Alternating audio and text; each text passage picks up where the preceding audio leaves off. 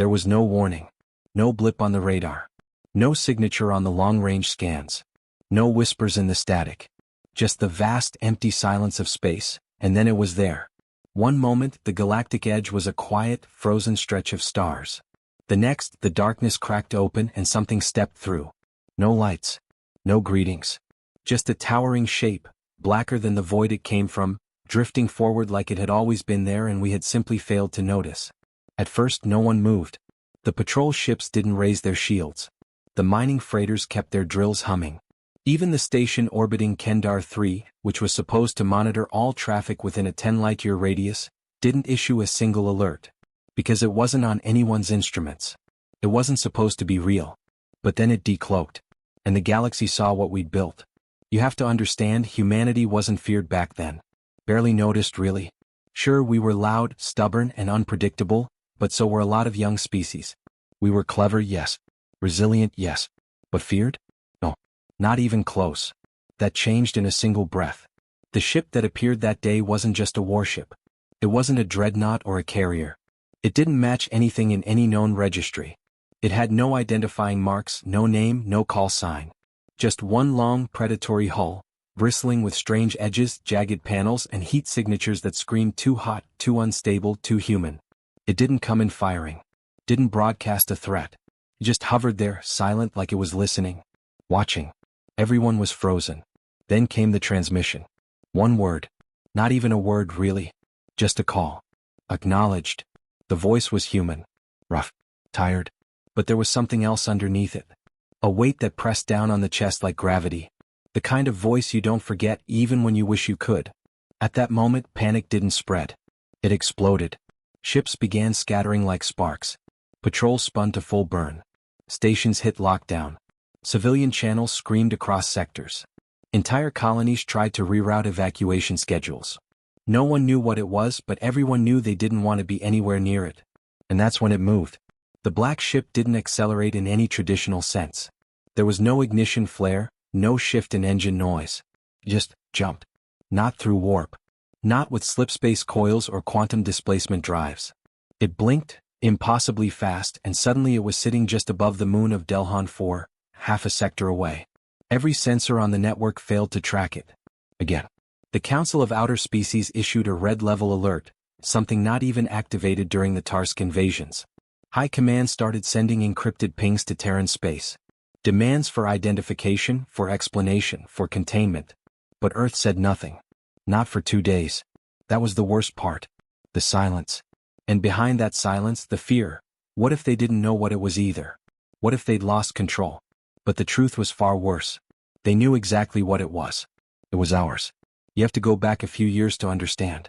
There was a project, Deep Black. Buried beneath 100 layers of misdirection and fake data trails. Officially, it never existed. But whispers had always floated through the military channels. Stories of a prototype weapon, something meant to change the balance forever. Not a bomb. Not a drone. A ship. One ship. Designed by the most paranoid minds in the Terran Defense Fleet. Authorized after the Battle of Vyrek, where we'd lost a third of our outer colonies. Funded off the books through ghost accounts and resource schemes. Codename, Vanta. Even the name felt wrong. Like a word that stuck in the throat. It wasn't built in orbit. Too visible. Too risky. They carved out a dead moon on the edge of Sol's gravity well, turned it into a dry dock the size of a city, and filled it with engineers who weren't allowed to leave. The blueprints were broken into fragments. No one saw the full design. People worked on systems without knowing what they powered. Even the captain was chosen years in advance, long before the hull was sealed. Her name was kept off every registry. Not even the Admiralty knew who she was. But she had a call sign. Ash. Some said she wasn't born. That she was made for the ship. Others claimed she was the only survivor of an incident no one was allowed to talk about. A place called Greyport that was scrubbed from every map after an industrial accident. Wherever she came from, she and the ship became one. She disappeared for 2 years after the Vanta launched. Vanished into the black. Not a single ping. Not a whisper. Not even a rumor. Until now. The galaxy thought humanity had moved past its violence. That we'd outgrown the need for fear. We'd become traders. Explorers. Diplomats. But the truth is humans don't forget. Not the things that hurt. Not the things that nearly ended us. We bury them. bury them deep. But they're always there, just waiting to be uncovered. That ship? It was built to be uncovered. It wasn't just a weapon. It was a promise. The Council sent warships to intercept. Not Terran ships. Alliances were tense by then. The Varnax deployed a full squadron. Each cruiser had a battle record centuries old. Their hulls were etched with the names of victories carved into history. They never got within 100 kilometers. One by one their systems shut down. Not from EMPs. Not from boarding parties. The ships just stopped. As if they'd forgotten how to function. Life support held. Crew survived. But the ships wouldn't move. Wouldn't speak. Like something inside them had given up. The Vanta didn't fire a shot. It just drifted past. And the crews? The ones who saw it? Some of them went quiet. Wouldn't talk. Wouldn't eat. One captain tried to blind herself with a welding torch. Said she couldn't stop seeing it when she closed her eyes. Said it wasn't just metal. The first time I saw it, I didn't believe it was human. Couldn't be. I was stationed on the Yenari, a deep-range recon vessel assigned to the border between Terran and Syrinx territory. We were tracking old trade lanes, watching for smugglers. Boring work. Until we picked up the echo. It wasn't a signal. More like a hole in the signals, something that erased background radiation when it passed. I remember the captain leaning forward in his chair. No one spoke. We all stared at the hollow place on the screen, the way it distorted everything around it. Then it blinked into view. Huge. Silent. Watching us. The hull looked like it was absorbing the light. Not black beyond black. Shapes moved along the sides, not painted but grown. It looked alive. Breathing. Our comms officer tried to raise it. No response. Then the lights dimmed. Not on our ship, everywhere. Even the stars dimmed. And then a voice came through. Same word as before. Acknowledged. The captain ordered us to jump. We didn't question it. We were lucky. Some ships didn't make it out. Not because they were attacked, but because they froze. Systems overloaded. Pilots refused to move. One crew turned their ship toward a nearby moon and crashed themselves deliberately. That's when people started asking the real question. Not what the ship was, but why now? Why come back? Why show itself? And most terrifying of all, was it acting on orders? Or had it gone rogue? Earth remained silent. No comment from the president. No press releases. Even the Terran Navy refused to acknowledge the footage. They called it deep-fake propaganda, designed to destabilize trade negotiations. But the eyes told the truth. The admirals were scared. Not angry. Not confused. Scared. Because the Vanta was supposed to be locked to command protocols. Built with triple-check AI constraints and human override codes. It couldn't act alone. Unless someone let it. Or someone told it to go dark. And now it wasn't just back. It was hunting. Entire systems went quiet in its wake. Not destroyed, emptied. Stations with no life signs. Colonies with food still warm on the tables. Ships drifting in orbit, perfectly intact, with no crew aboard. The Vanta left them behind like abandoned toys. No scorch marks. No damage. Just absence.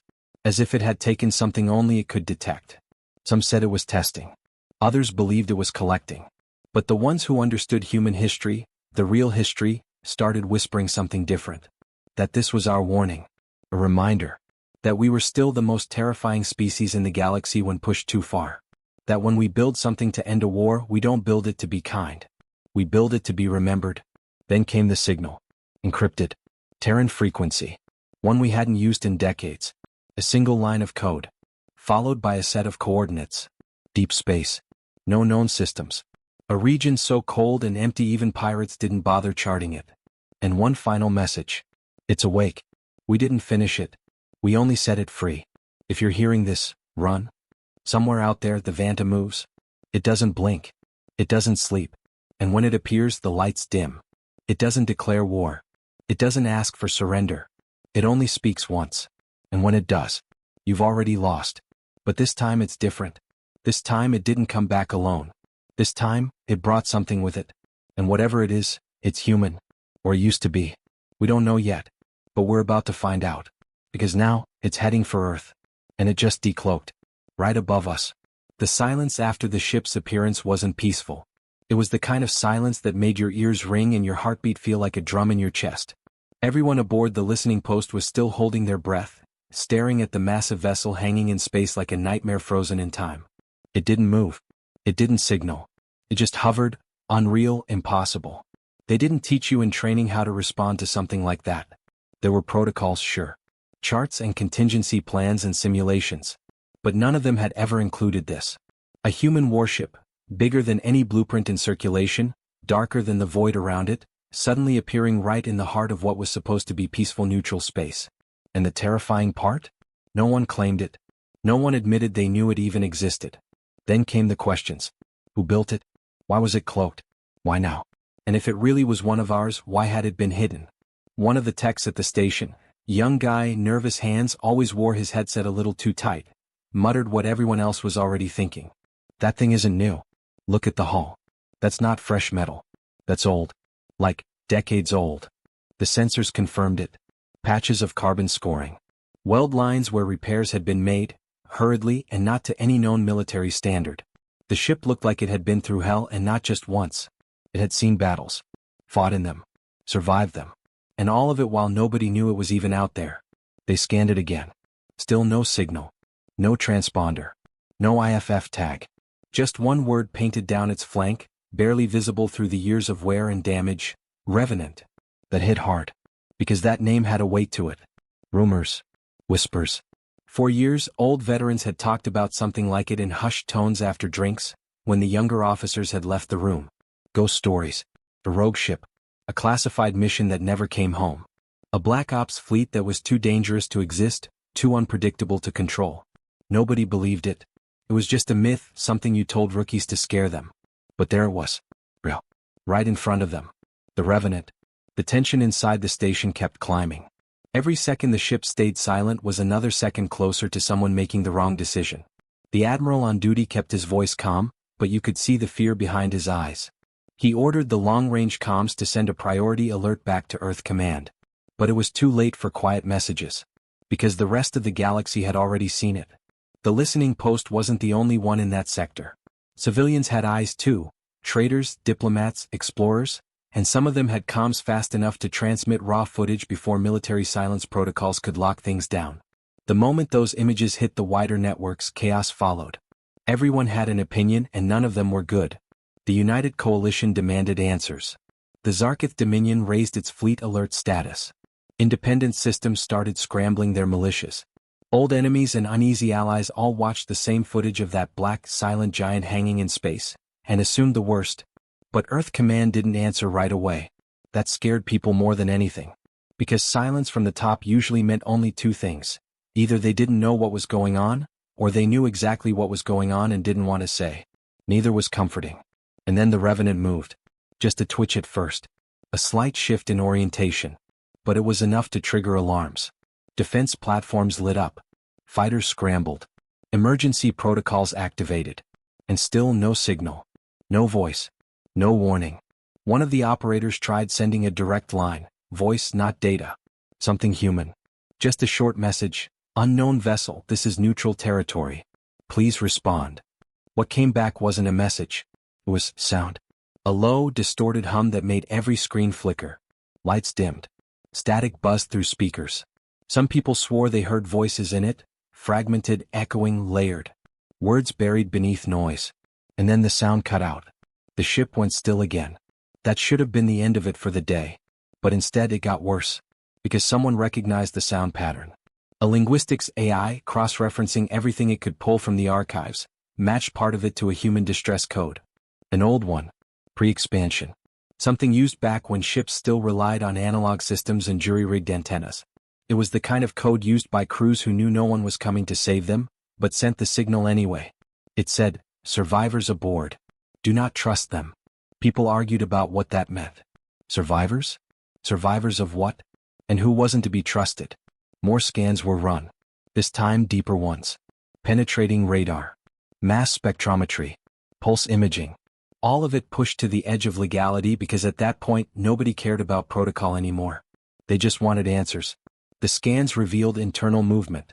Life signs. Dozens of them. Maybe more. But they didn't match normal human profiles. The readings were off. Not alien, not exactly. But distorted. Like the people inside weren't entirely themselves. One of the biotech said it best, her voice barely above a whisper. Those aren't healthy life signs. They're broken. Like something is keeping them alive that shouldn't. That sent a cold chill through everyone. Because now it wasn't just a mystery ship. Now it was a haunted house. And somewhere deep inside it, someone, was moving. The station locked down. No one in, no one out. External comms were restricted. Fighters were ordered to maintain distance. Not engage unless fired upon. And still no one claimed the Revenant. That night, if you could even call it night in deep space, rumors spread like fire. People started telling stories about the old wars. About secret programs. Experiments. Ships that were built not to serve but to disappear. Missions no one ever came back from. And the worst part? There were gaps in the archives. Entire missions erased. Reports blacked out. Names missing. Someone had tried very hard to bury something. And now that something was back. The next morning, one of the medics stationed aboard the defense cruiser, parked closest to the Revenant, snapped. She said she could feel the ship watching her. That it whispered in her dreams. She hadn't slept since it arrived. Said it gave her memories she didn't own. Fighting on ships she'd never served on, screaming orders in languages she didn't speak. She was sedated and placed under observation. But she wasn't the only one. Over the next 12 hours, 5 more crew members from different ships filed reports of hallucinations, voices, and unfamiliar memories. All of them were otherwise healthy. And all of them had been near the Revenant. One of them, the oldest, said something that made everyone stop breathing for a moment. He said, "It's not a ship. It's a tomb that still remembers." Back at the listening post, one of the engineers dug into old classified logs. Stuff you weren't supposed to access. Stuff that was supposed to be purged. But he found something. A line in a decommissioned registry. Project Revenant. Status, unresolved. Estimated personnel loss, 472. Notes, containment failure. Asterisk asterisk. No details. Just those few words. He didn't show the others right away. He waited. Tried to make sense of it. Tried to piece together what kind of containment failure would result in the disappearance of a warship and hundreds of crew. But nothing added up. Until he found something worse. A personnel record. A crew list. Names. Service numbers. Faces. And one of those faces was a senior officer who'd been reported dead 35 years ago. Her last known deployment? A black site shipyard in the Epsilon Drift. A classified zone. The shipyard's name? Revenant Forge. That was when everything clicked, too late.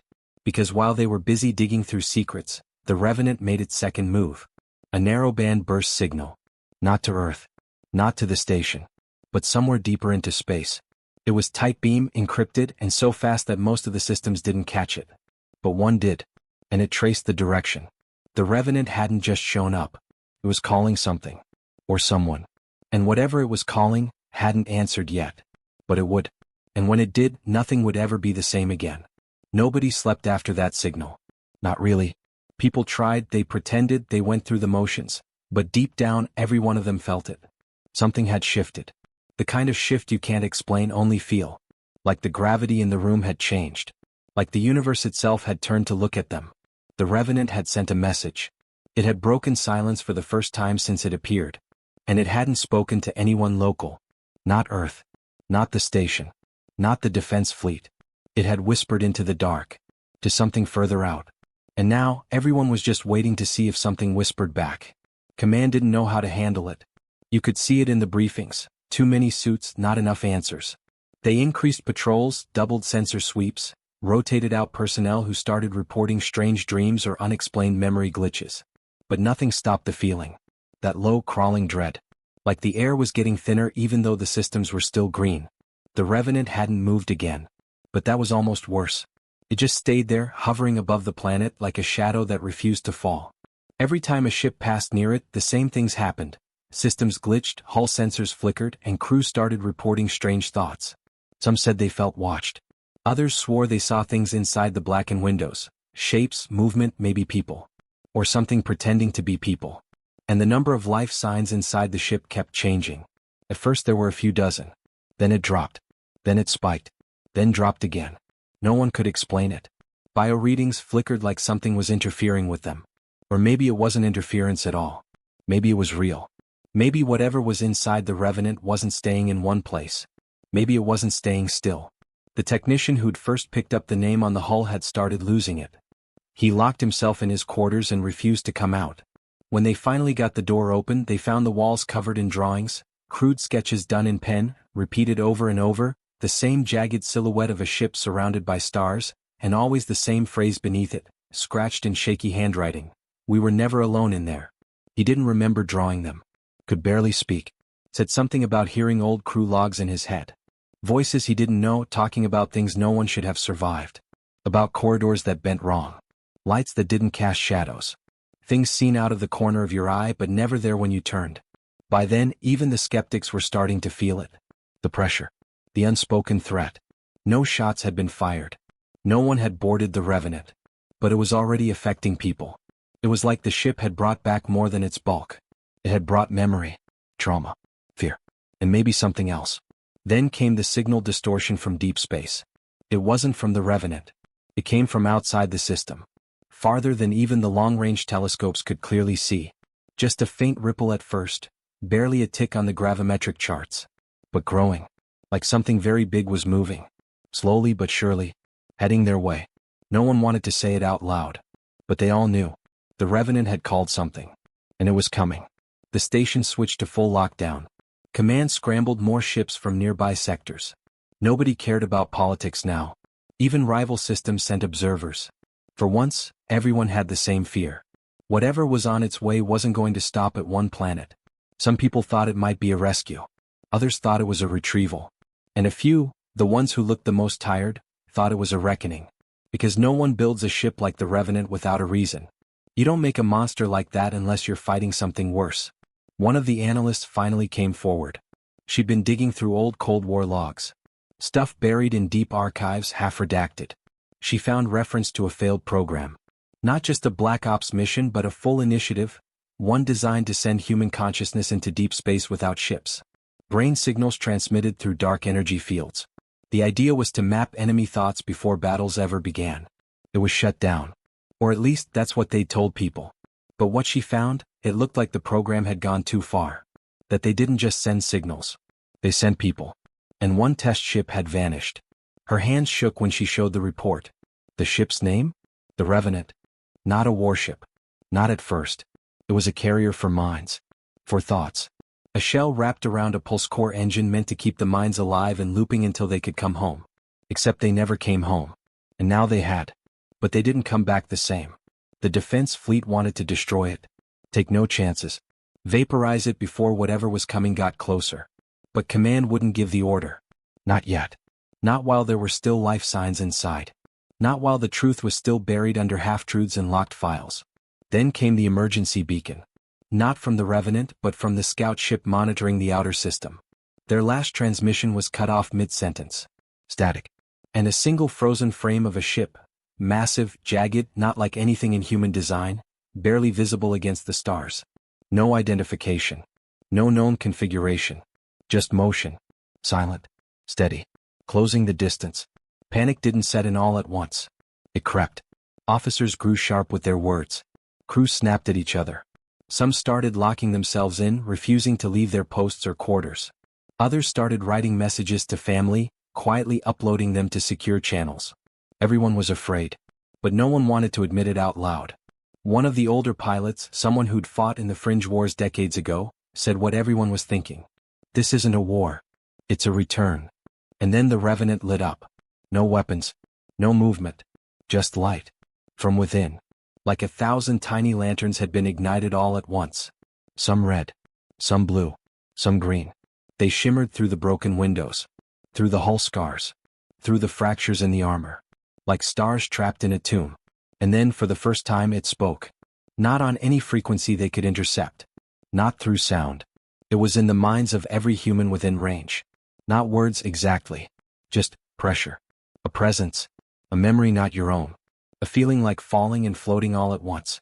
And then a voice. One voice. We are still here. No one could speak afterward. Not for minutes. Not while their brains settled, like they'd been shaken loose from something deep. They scrambled to respond. But there was no reply. The Revenant was dark again. The lights gone. The presence gone. But something had changed. Inside the ship, one of the life signs was gone. Another had appeared. And the object in deep space had picked up speed. People started turning. Not physically. But in thought. Command broke ranks.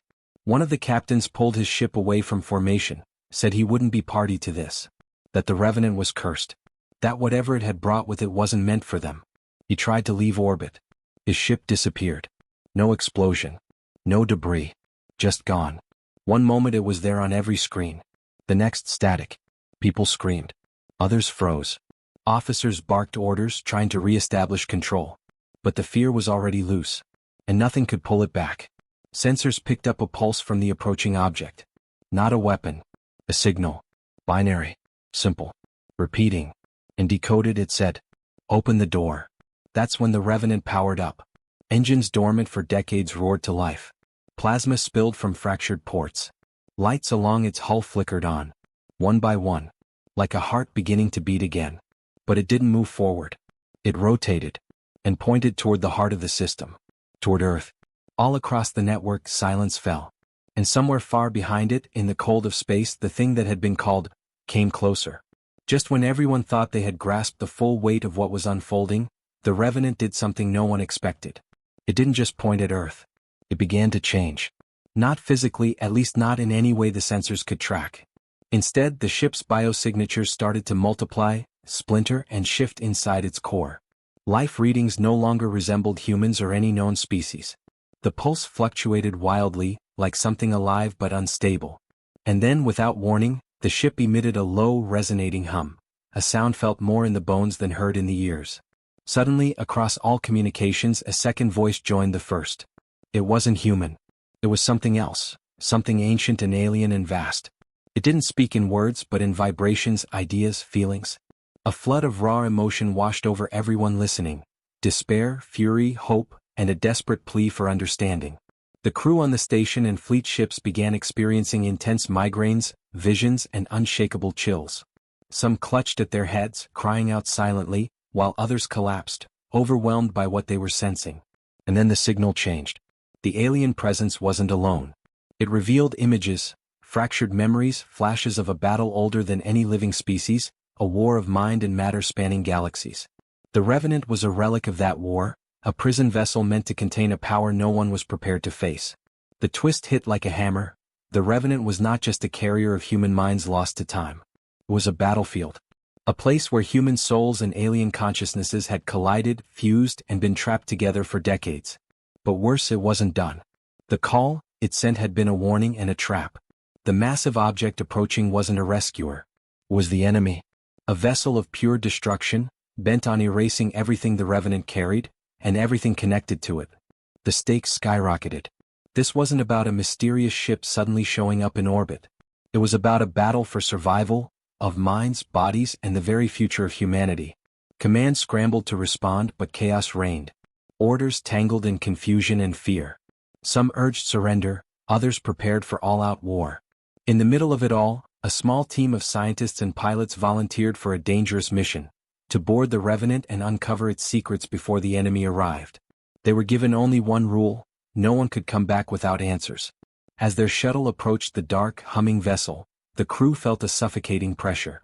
The air inside the Revenant was thick with silence and echoes. Walls whispered. Shadows moved without source.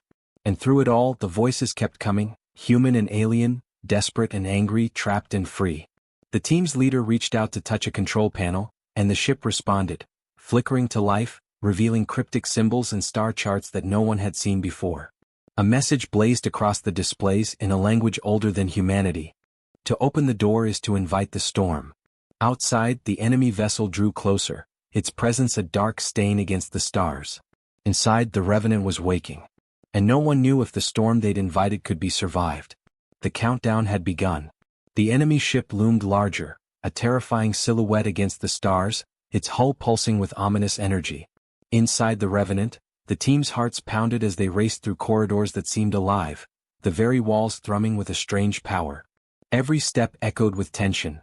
Every breath carried the weight of the unknown.